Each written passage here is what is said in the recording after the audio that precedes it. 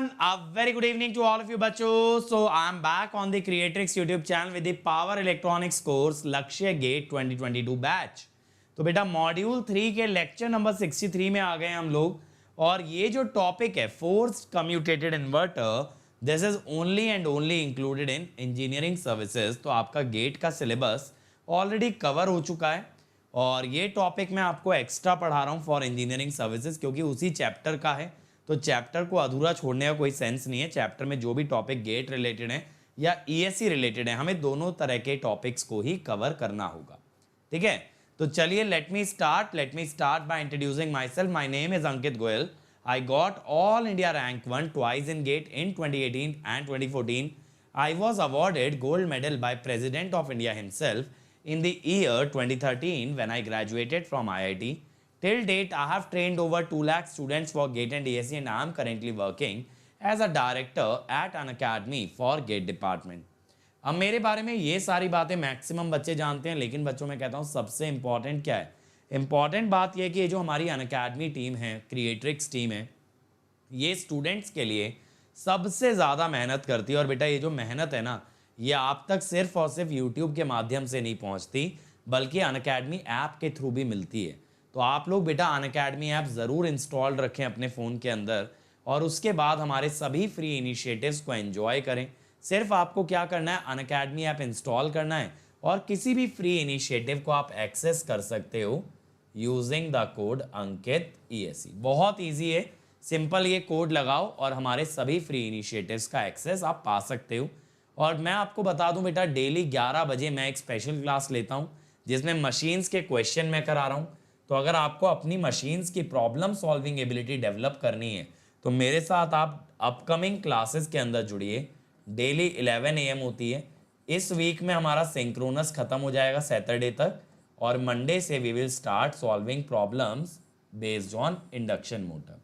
तो 11 बजे होती है बेटा. इसका लिंक आपको अपकमिंग में मिलेगा और यहाँ पे आपको मेरी पुरानी भी सारी स्पेशल क्लास मिलेंगी, like PSU practice series, GATE के CTQ, गेट के PYQ, ये सारी चीज़ें आप लोगों को मिलेंगी इस पर्टिकुलर लिंक के ऊपर. ठीक है, चलो फिर तो शुरू करते हैं यार आज का सेशन, फोर्स कम्यूटेटेड इन्वर्टर. अब देखो यार, इन्वर्टर में होती है DC सप्लाई. अगर इन्वर्टर में DC सप्लाई होती है ना तो इन्वर्टर ऑटो कम्यूटेट नहीं हो सकता, सेल्फ कम्यूटेट नहीं हो सकता. यानी इन्वर्टर का कोई भी स्विच अपने आप बंद नहीं हो पाएगा, उसे हमें बंद करना पड़ेगा. जैसे देखो रेक्टिफायर्स में होता है, रेक्टिफायर्स में आपके पास AC सप्लाई होती है. AC सप्लाई के कारण क्या होता है, नेगेटिव हाफ साइकिल में हमारे स्विचेस बंद हो जाते हैं. लेकिन अगर चॉपर की बात करें, चॉपर में मैंने आपको बताया क्लास ABCD कम्यूटेशन.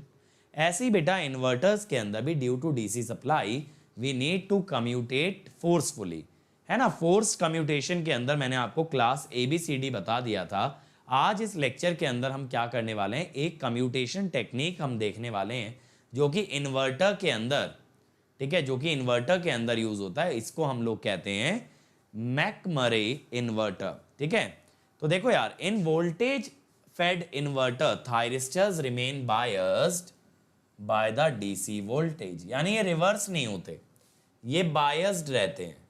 इसी वजह से हमें क्या करना है, हमें क्या यूज करना पड़ेगा, we have to make use of the forced commutation for inverter circuit using thyristor. जो भी इन्वर्टर सर्किट थायरिस्टर से बना है, देखो आप इन्वर्टर सर्किट में अगर MOSFET, IGBT, BJT लगाते हो तो वहां तो बेटा टर्न ऑफ की कैपेबिलिटी आपको दी जाती है. Thank you Srini Joy, please focus on the lecture बेटा. तो देखो वहां आपको टर्न ऑफ की कैपेबिलिटी होती है, यानी अगर आप MOSFET में से गेट वोल्टेज हटा दो तो MOSFET अपने आप बंद हो जाएगा. लेकिन थायरिस्टर में ऐसा नहीं है. थायरिस्टर को ऑन तो आप अपनी मर्जी से कर सकते हो, लेकिन ऑफ वो खुद की मर्जी से होता है. तो इसके अंदर बेटा हम लोग क्या करते हैं, यहां पे हम एक प्री चार्ज कैपेसिटर लेते हैं, ठीक है, of correct polarity to turn off an already conducting thyristor.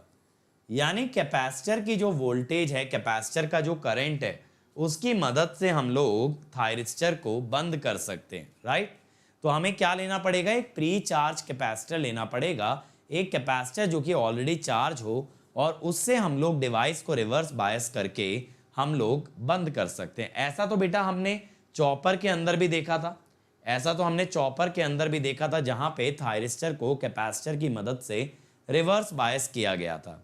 लेकिन यहां पे मैं आपको एक अलग टेक्निक बताने वाला हूं, दैट इज द मैकमरे टेक्निक। ठीक है, इसके अंदर मैं आपको बताऊंगा हाफ ब्रिज और फुल ब्रिज। ठीक है, करेक्ट पोलैरिटी का मतलब बेटा अनुराग, अगर कैपेसिटर की पोलैरिटी गलत ले ली तो हो सकता है वो एससीआर को रिवर्स बायस करने की जगह फॉरवर्ड बायस कर दे। समझ रहे हो? अगर आप पोलैरिटी पलट दो तो आप रिवर्स बायस को फॉरवर्ड बायस में बदल सकते हो ना। तो वही चीज हम लोग यहाँ पे बोल रहे हैं कि सही पोलैरिटी लेना जरूरी है ताकि कैपेसिटर आपके थायरिस्टर को रिवर्स बायस कर दे। सही है, चलो अब भाई देखो यहां पे हम सबसे पहले पढ़ते हैं मैकमरे हाफ ब्रिज इन्वर्टर। ये जो नाम है ना ये काफी इंपॉर्टेंट है इंजीनियरिंग सर्विसेज के लिए। आते तो देखो इस पे छोटे छोटे क्वेश्चंस ही हैं, लेकिन मैं आपको इसका कंप्लीट वर्किंग पढ़ा दे रहा हूं एक बार। कम्यूटेशन की तरह ही है इसका कंप्लीट वर्किंग, जहां पे हम अलग अलग मोड्स की बात करते हैं, अलग अलग टाइम इंटरवल में हम देखते हैं कैसा बिहेवियर है। तो देखो हाफ ब्रिज इन्वर्टर कुछ ऐसा दिखेगा। अब इसके अंदर बेटा ये देखो, ये जो TA है इसका मतलब है ऑक्सिलरी थायरिस्टर, DA का मतलब है ऑक्सिलरी डायोड, TA2 भी auxiliary thyristor and auxiliary diode, और ये है L और C कंपोनेंट। तो देखो ये जो इतना पार्ट है ना बेटा, ये जो आपका इतना पार्ट है, ये वाला जो पार्ट है LC auxiliary thyristor and diode, ये सारा पार्ट है आपका कम्यूटेशन सर्किट। इतना पार्ट आपने एक्स्ट्रा लगाया है। अब आपका जो मेन सर्किट है वो बेटा ये है, एक थायरिस्टर डायोड, एक थायरिस्टर डायोड, क्योंकि हाफ ब्रिज इन्वर्टर है ना, इसमें और सप्लाई के बीच में आपने क्या कनेक्ट करके रखा है? लोड। ठीक है, आपने यहां पे क्या कनेक्ट करके रखा है बेटा? लोड कनेक्ट करके रखा है। अब यहां पे हम लोग बात करते हैं कम्यूटेशन की, कि कैसे कम्यूटेशन होता है। तो बेटा मैं सबसे पहले ऐसा मान लेता हूं कि T1 मेरा ऑन है। T1 अगर मेरा ऑन है तो ये सप्लाई से करंट लेकर के लोड को करंट दे रहा होगा। तो देखो मोड 1 के अंदर क्या है, यहां पे T1 is already on. T1 को ही तो ऑफ करके दिखाऊंगा मैं आपको।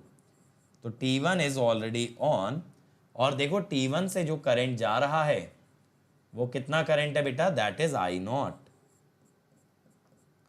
IT1 is I0। अब देखो कैपेसिटर ऑलरेडी चार्ज है बेटा इस पोलैरिटी के साथ to a voltage Vs। Capacitor already charged to Vs। Capacitor Vs तक ऑलरेडी चार्ज्ड है। ठीक है ना? अब यहां पे अगर आप एक चीज नोटिस करें बेटा, तो कैपेसिटर वाली ब्रांच में कोई करंट नहीं जा रहा, कोई करंट नहीं जा रहा। और क्यों नहीं जा रहा ये करंट? क्योंकि कैपेसिटर वाली ब्रांच के सीरीज में जो थायरिस्टर है that is open circuit, that is open circuit. अब बेटा यहां पे अगर ये ओपन सर्किट है तो कैपेसिटर में तो कोई करंट नहीं गया। लेकिन अगर आप ध्यान से सोचो, कैपेसिटर का पॉजिटिव टर्मिनल ऑक्सिलरी थायरिस्टर के एनोड से जुड़ा है और नेगेटिव जुड़ा है कैथोड से। पॉजिटिव जुड़ा है एनोड से, नेगेटिव जुड़ा है कैथोड से।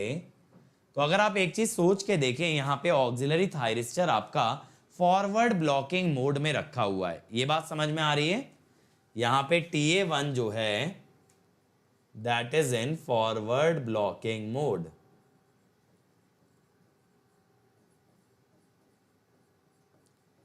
जी सर, इतना क्लियर है हमको, है ना? इतना सब लोगों को क्लियर होना चाहिए कि TA1 जो है that will be in the forward blocking mode. अब इसके आगे क्या?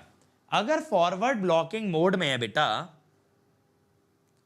बेटा मैकमरे की जो ओल्ड टेक्निक थी that was not as popular, तो उसको स्लाइटली मॉडिफाई किया गया अर्नब, इसीलिए वर्ड है उसका मॉडिफाइड। तो इसकी ओरिजिनल टेक्निक एज सच हमें जरूरत नहीं है पढ़ने की, we can study the modified inverter.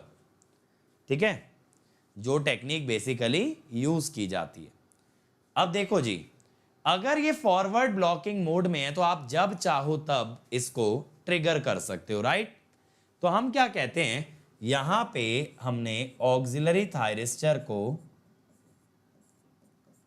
Trigger कर दिया भाई, TA1 इज ट्रिगर्ड, इसको आपने गेट पल्स दे दिया। अब अगर आपने गेट पल्स दे दिया बंधु तो ये एक LC ऑसिलेटर पूरा हो गया, समझे?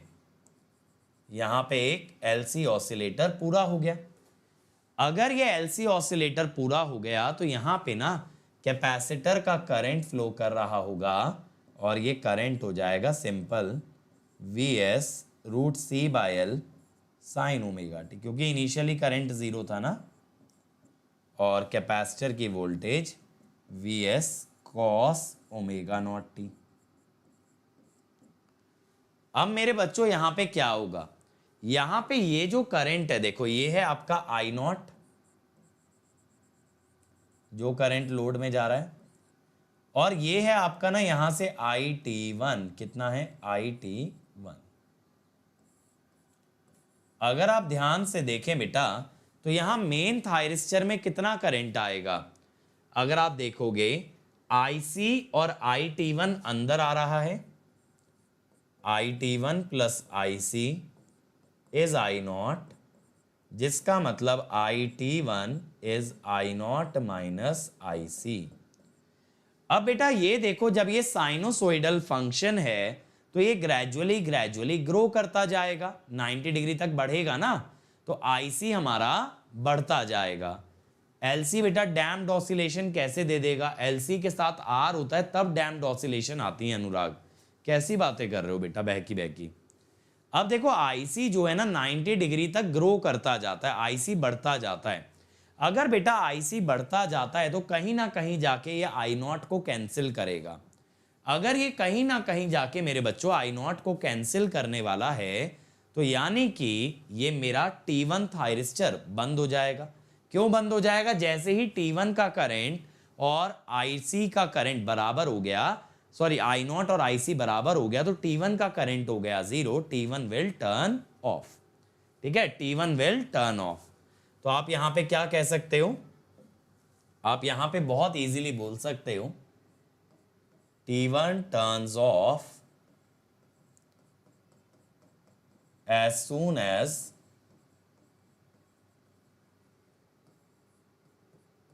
IT1 is 0, यानी I0 is IC, इसको ना ICP sine omega naught T लिख दो। ICP का यहां पे मतलब है बेटा VS रूट ओवर C/L। तो यहां से एंगल क्या आ गया, T1 टाइम मान लो, ये आ गया ना।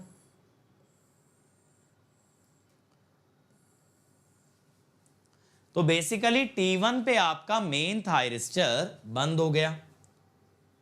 Eight T1 TM turns off, sorry T1। ठीक है जी। बट बेटा मेरा इंटरेस्ट ये जानने में थोड़ी ना है कितने समय पे ये बंद हुआ है, मेरा इंटरेस्ट इस बात में है कि ये कितनी देर तक रिवर्स बायस रहेगा, क्योंकि इसके अंदर हमें निकालना होता है circuit turn off time. Circuit turn off time का मतलब ये होता है कि कितनी देर तक कोई भी थायरिस्टर रिवर्स बायस रहेगा। अब देखो बेटा, जैसे ही T1 खत्म हो गया, T1 बंद हो गया, तो कैपेसिटर करंट के पास तो रास्ता नहीं रह गया। सोच के देखो, कैपेसिटर या इंडक्टर का जो करंट है उसके पास रास्ता नहीं रह गया। अब आप इंडक्टर के करंट को एकदम से जीरो थोड़ी कर सकते हो, ऐसा थोड़ी हो सकता है कि थायरिस्टर बंद हो गया और अचानक से इंडक्टर का करंट जीरो हो गया। अब बेटा यहां पे ये जो डायोड है ना, इसके एंटी पैरेलल में ये प्रोवाइड करेगा इंडक्टर के करंट को एक रास्ता। ये कहेगा कि इंडक्टर का करंट इससे फ्लो करके जा सकता है, उल्टा करंट थायरिस्टर तो नहीं अलाउ कर सकता। देखो ऐसे करंट थायरिस्टर तो अलाउ नहीं कर सकता, लेकिन इसी करंट को डायोड रास्ता दे सकता है। इसीलिए हम चलते हैं मोड नंबर 3 की तरफ। तो हम लोग क्या कहते हैं, inductor current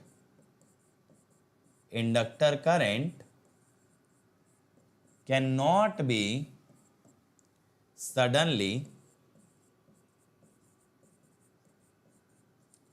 made zero, so diode provides path for IL।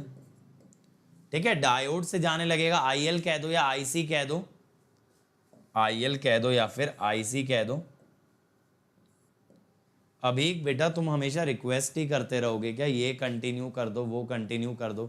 अब तुम खुद ही देख रहे हो बेटा गेट में कितनी अटेंडेंस आ रही थी, 20-25।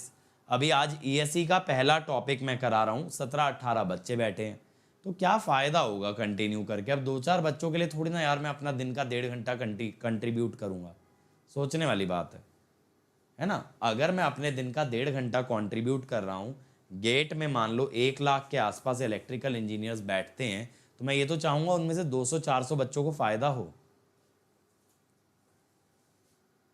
DA1 का बेटा, TA1 कभी रिवर्स बायस थोड़ी था अनुराग, TA1 फॉरवर्ड ब्लॉकिंग मोड में था, रिवर्स थोड़ी था भाई, फॉरवर्ड ब्लॉकिंग था। जैसे ही हमने उसे गेट पल्स दी वो कंडक्शन में आ गया।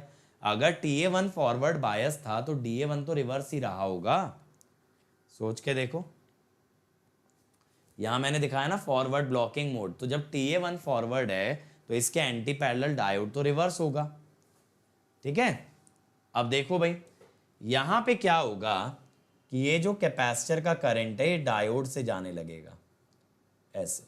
अब इधर चला गया I0 आपका, तो इस डायोड से कितना करंट जा रहा है, IC minus I0, IC minus I0 जा रहा है।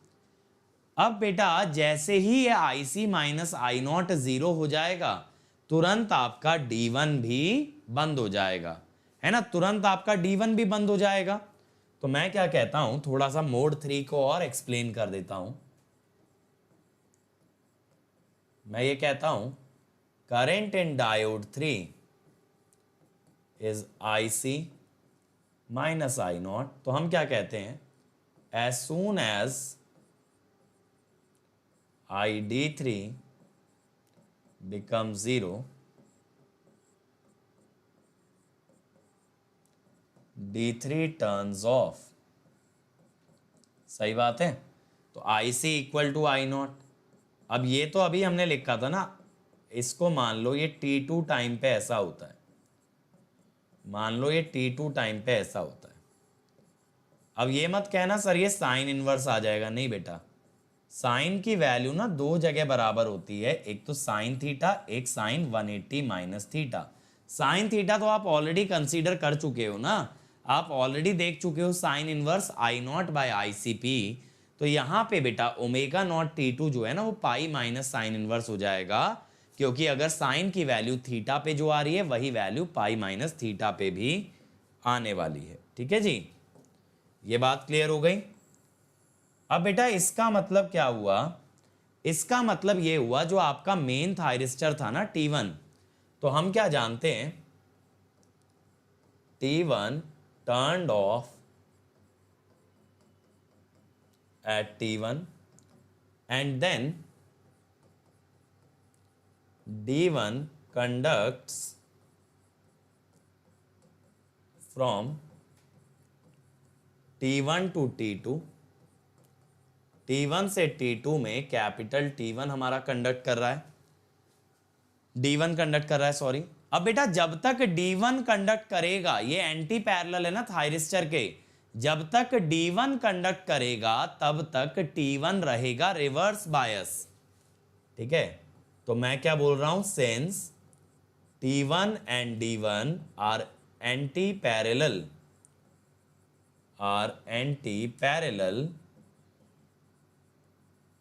तो हम क्या बोल रहे हैं, T1 remains reverse biased till D1 is on. ठीक है, टिल D1 इज ऑन। तो इसका मतलब हुआ circuit turn off time actually क्या होगा ना, T2 माइनस T1, यानी 1 by omega pi minus theta is pi minus 2 theta. देखो आ गया ना circuit turn off time, circuit turn off time यहीं पे आ गया। सोचो अगर, है कि नहीं है भाई, सर्किट टर्न ऑफ टाइम निकल आया हमारे पास। अब आते हैं मोड नंबर 4 पे, मोड नंबर 4 पे आते हैं। अब भाई T1 का रास्ता भी बंद हो गया, D1 का रास्ता भी बंद हो गया, तो मजबूरन क्या होगा, मजबूरन मेरे बच्चों यहां से I0 जाने लगेगा through capacitor supply and the load. तो यहां पे क्या हो रहा है, I0 flows through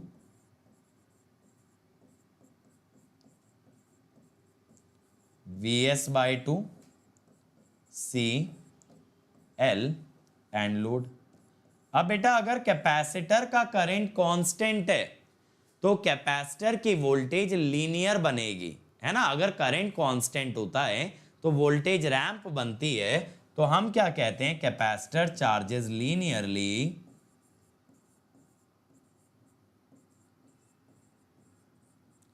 to opposite polarity, capacitor charges linearly to opposite polarity.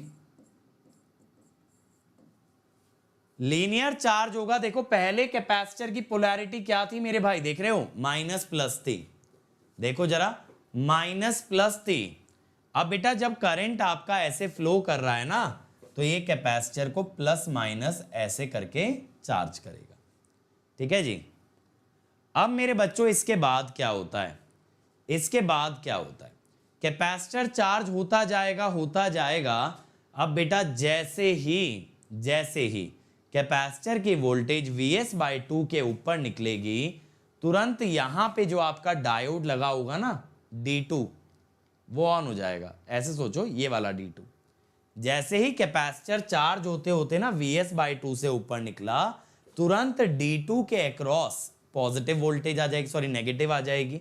Negative आ गई तो D2 तो उल्टा कनेक्टेड है, D2 ऑन हो जाएगा। इसको फ्री व्हीलिंग डायोड की तरह समझो बेटा। जैसे ही कैपेसिटर की चार्जिंग बढ़ जाएगी, यहां वोल्टेज नेगेटिव आ जाएगी, तो just like a free wheeling diode it is going to turn on. तो मोड नंबर 5 में क्या होता है, तो देखो मोड नंबर 5 में क्या होता है ना, यहां पे आपका ये D2 ऑन हो जाता है, आपका ये D2 ऑन हो जाता है। तो हम क्या कहते हैं, as soon as capacitor charges above Vs, D2 gets forward bias just like freewheeling diode, जैसा कि फ्रीव्हीलिंग डायोड में होता है भाई।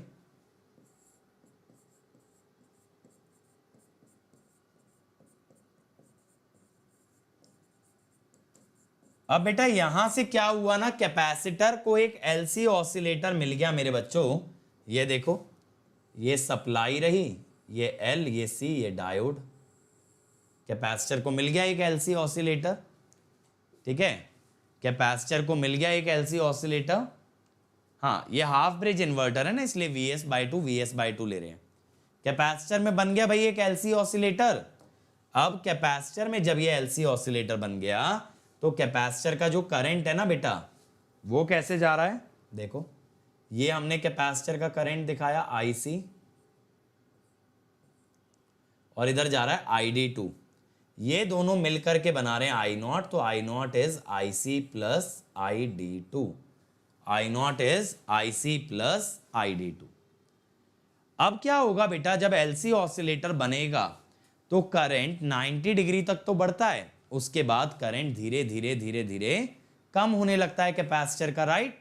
करंट आपका डिक्रीज होने लग जाता है। ध्यान से समझिएगा बेटा, यहां पे तो आपका करंट I0 फ्लो कर रहा था कैपेसिटर से। अब जब ये LC ऑसिलेटर में आ गया तो यहां इसका करंट धीरे धीरे घटने लगेगा। जैसे जैसे इसका करंट घटेगा, IC जैसे जैसे घटेगा, ID2 बढ़ते बढ़ते किस तक आएगा, I0 तक। तो मैं आपको यह भी एक्सप्लेन कर देता हूं। Mode number 5,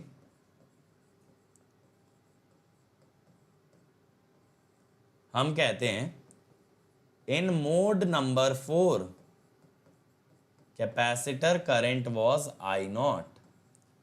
Now capacitor current slowly reduces, and as IC decreases,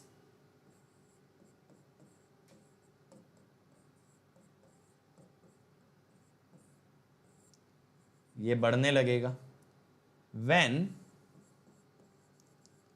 IC becomes 0, तब आपका ID2 हो जाता है I naught. तब आपका ID2 कितना हो जाता है भाई? I naught. कैपेसिटर धीरे धीरे डिस्चार्ज होते होते ना उसका करंट 0 पे जाएगा, और जैसे ही बेटा उसका करंट 0 पे जाएगा तुरंत आपका ID2 कितना हो जाएगा? I naught. ID2 कितना हो जाएगा? I naught. अब बेटा जैसे जैसे कैपेसिटर का करंट घट रहा है, इस दौरान बेसिकली क्या हो रहा है? इस दौरान एनर्जी ऑफ इंडक्टर, क्योंकि करंट घटने का मतलब है इंडक्टर की एनर्जी का कम होना.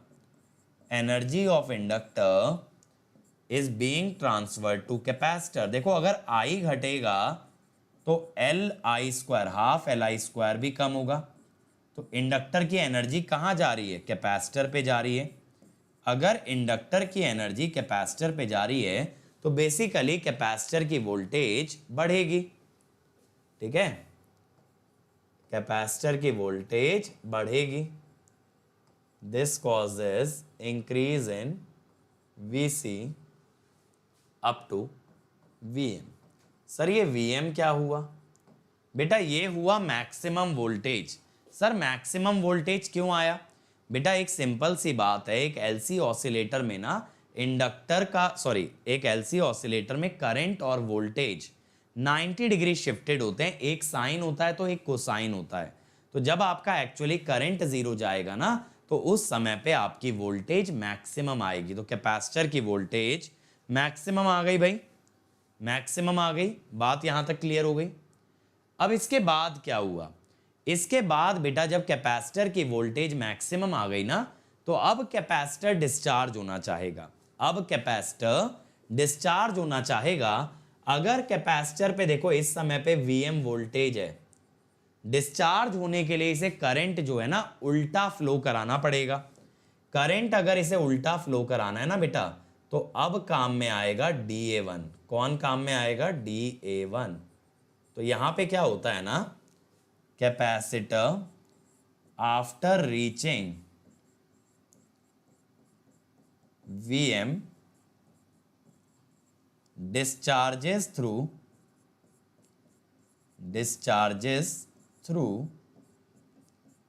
RD, and DA1. इसके थ्रू डिस्चार्ज करने लगेगा. तो कुछ देर तक कैपेसिटर के अंदर आपका जो करंट है वो नेगेटिव जाएगा, क्योंकि हम लोग इस करंट को पॉजिटिव मान रहे थे बेटा. This was the positive direction of current. तो अगर करंट उल्टा जा रहा है that means the current is going to be negative. And once Vc becomes equal to Vs, capacitor stops discharging. ठीक है, कैपेसिटर डिस्चार्ज होना बंद हो जाएगा. सही बात है. जैसे ही Vc Vs पे पहुंचेगा तो इवेंचुअली बेटा क्या हुआ? इवेंचुअली Vc की पोलैरिटी पलट गई और Vc कितनी वोल्टेज पे सेटल हो गया? Vs पे. यानी एक पूरी साइकिल में आपने कैपेसिटर की पोलैरिटी को रिवर्स कर दिया ताकि अब वो नेक्स्ट हाफ साइकिल में जैसे यहां T1 को ऑफ करने के काम में आया है ऐसे ही अगली हाफ साइकिल में T2 को ऑफ करने के काम में आएगा. तो देखो यहां पे मोड नंबर 7 क्या होगा? मोड नंबर 7 क्या होगा कि जब तक T2 नहीं ट्रिगर होगा तब तक करंट D2 आपका कैरी करेगा. ठीक है, तो यहां पे क्या है? D2 carries load current I0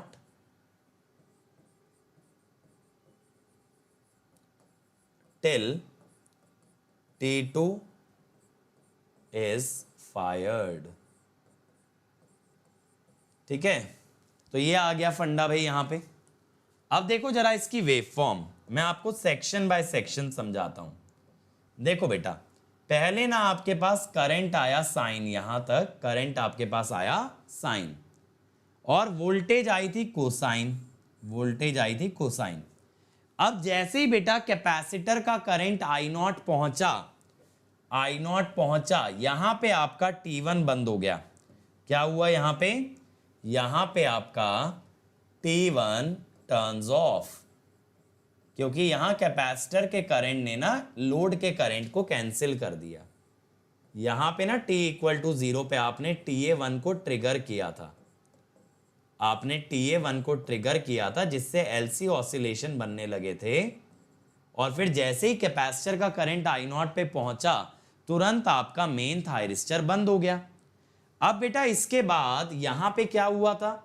यहां पे LC oscillation continued through D1,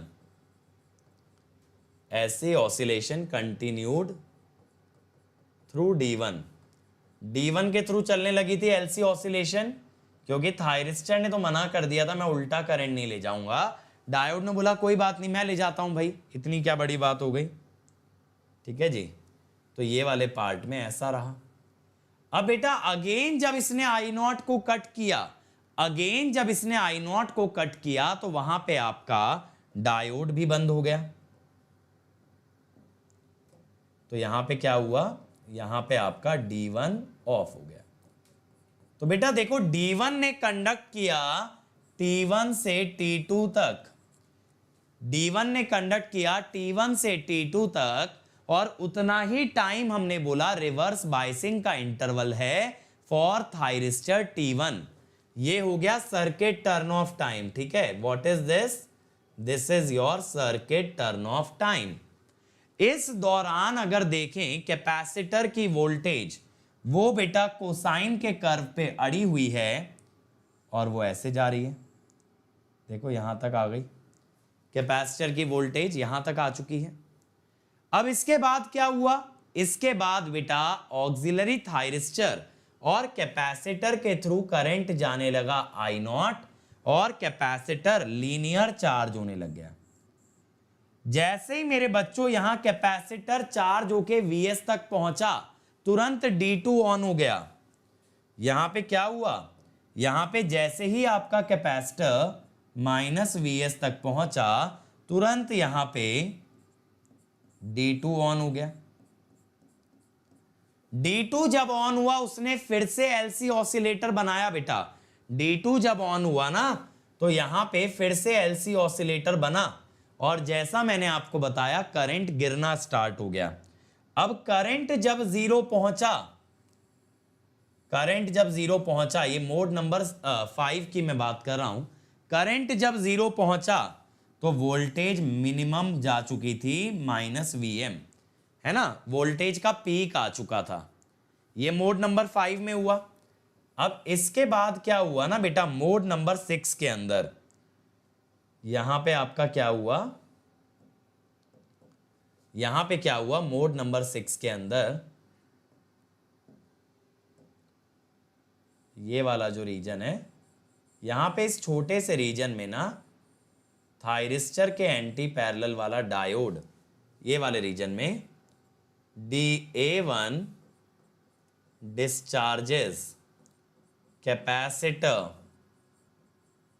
through Rd, resistance के थ्रू मेरा कैपेसिटर डिस्चार्ज हुआ। और देखो कैपेसिटर की वोल्टेज कहां पे आ गई? -Vs पे।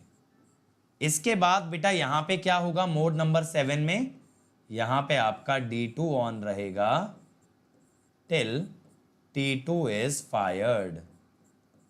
समझे भाई? बताओ ये समझ आया ग्राफ? सर आप तो हमें ये बता दो इसमें याद क्या रखना है। याद बेटा रखना इसका सर्किट टर्न ऑफ टाइम क्या होगा? 1/ω pi minus sine inverse I0 over ICP। ये आप याद रखना भाई। ठीक है, ये बात क्लियर हो गई भाई। चल अब आते हैं भाई फुल ब्रिज इन्वर्टर पे। फुल ब्रिज इन्वर्टर, तो बेटा फुल ब्रिज इन्वर्टर में ना कुछ अलग से पढ़ने का नहीं है अपने पास। फुल ब्रिज इन्वर्टर में क्या है, हाफ ब्रिज इन्वर्टर जैसा ही कंस्ट्रक्शन है, बट 2 स्विच की जगह 4 स्विच लगेंगे। देखो यहां पे अगर आप ऐसे नोटिस करो ना बेटा, तो ये एक आपका मैकमरे हाफ ब्रिज इन्वर्टर हो गया इतना, ठीक है, और ऐसे इधर से एक हाफ ब्रिज इन्वर्टर हो गया। तो बेसिकली यहां पे ना 2 हाफ ब्रिज इन्वर्टर पैरेलली चलेंगे, यानी अगर इधर T1 चल रहा है तो इधर से T2 चल रहा है, इधर T1 का अगर कम्यूटेशन हो रहा है तो इधर T2 का कम्यूटेशन हो रहा है। तो इट्स लाइक कि अगर हम मैकमरे हाफ ब्रिज इन्वर्टर ले लें तो दोनों हाफ ब्रिज इन्वर्टर्स हमारे साथ में कनेक्टेड है, और इसके अंदर फंडा बस इतना सा है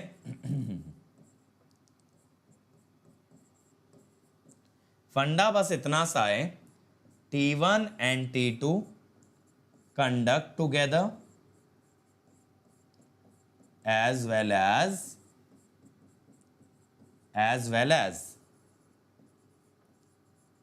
they get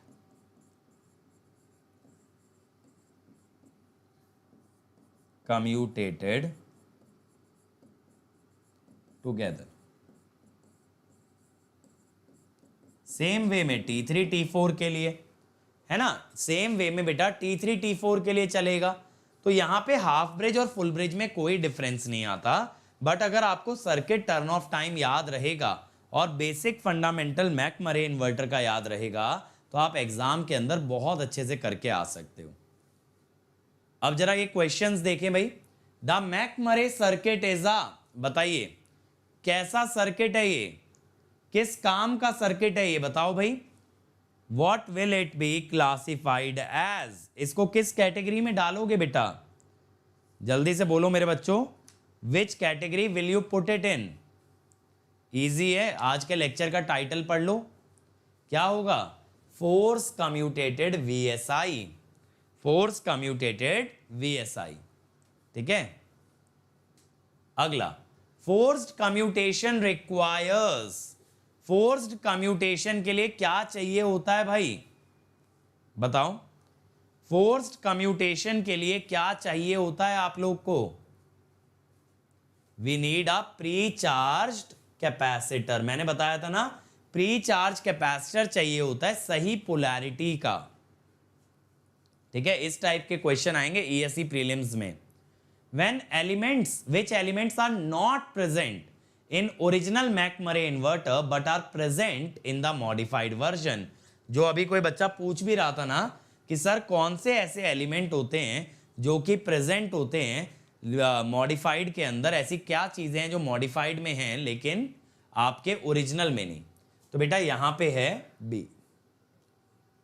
ओरिजिनल मैकमरे इन्वर्टर जो होता है ना वो सिर्फ ऑक्सिलरी थायरिस्टर का यूज करता है, और यहां आपने देखा लास्ट में छोटा सा रीजन जो आया ये डायोड के कारण आया। वो डायोड ओरिजिनल सर्किट में नहीं होता, इसीलिए मैंने आपको डायरेक्टली मॉडिफाइड ही पढ़ा है, because that is a better circuit, ठीक है। In single phase modified McMurray full bridge inverter for commutating main thyristor T1 and T2, full bridge inverter में T1 और T2 को कम्यूटेट करने के लिए क्या करोगे बताओ। T1 और T2 को कम्यूटेट करने के लिए क्या करोगे, बोलो भाई।